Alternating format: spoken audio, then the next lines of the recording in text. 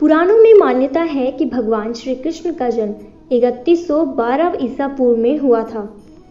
श्री कृष्ण का जन्म मथुरा में हुआ था, लेकिन उनका बचपन गोकुल, वृंदावन, नंदगांव, बरसाना और द्वारिका आदि जगहों पर बीता था।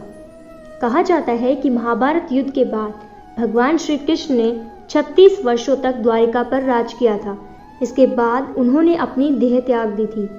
मान्यता है कि उस समय उनकी आयु 125 वर्ष थी। भागवत पुराण में बताया गया है कि एक बार श्री कृष्ण के पुत्र सांबा को एक शरारत सूझी।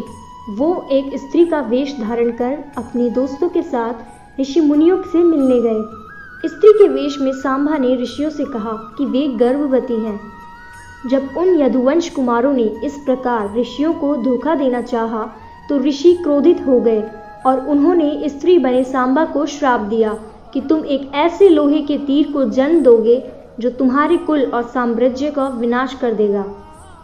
ऋषियों के इस श्राप को सुनकर सांबा बहुत डर गए।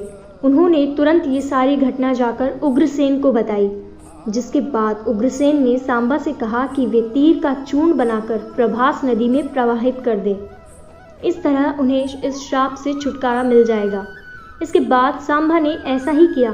साथ ही उग्रसेन ने भी ये आदेश पारित कर दिया कि यादव राज्य में किसी भी प्रकार की नशीली सामग्रियों का न तो उत्पादन किया जाएगा और न ही वितरण होगा।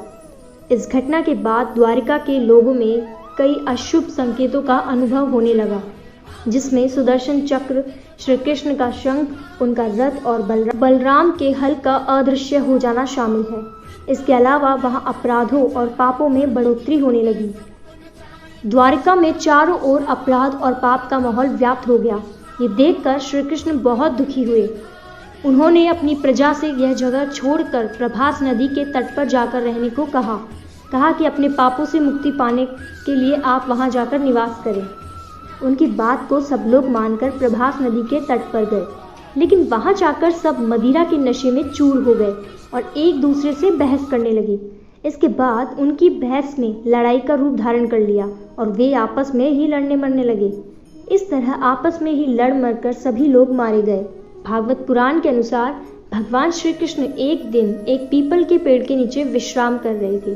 तभी जरा नामक एक बहेलिये ने श्री कृष्ण को हिरण समझकर दूर से उन पर तीर चला दिया, जिससे उनकी मृत्यु हो गई। आपको बता दें कि ऋषि द्वारा कृष्ण के पुत्र सांबा को दिए श्राप के अनुसार श्री कृष्ण को लगे तीर में उसी लोहे के तीर का अंश था जो सांबा के पेट से निकला और जिसे उग्रसेन ने चूर्ण बनवाकर नदी में प्रवाहित कर दिया था। इस तरह ऋषि के श्राप के अनुसार समस्त यदुवंशियों का नाश भी हो गया था और गांधारी के श्राप के अनुसार महाभारत के युद्ध में श्री कृष्ण के 36 वर्ष भी पूरे हो गए थे। तो मित्रों, आपको वीडियो कैसी लगी? वीडियो अच्छी लगी हो तो वीडियो को लाइक करें और चैनल को सब्सक्राइब करें। धन्यवाद।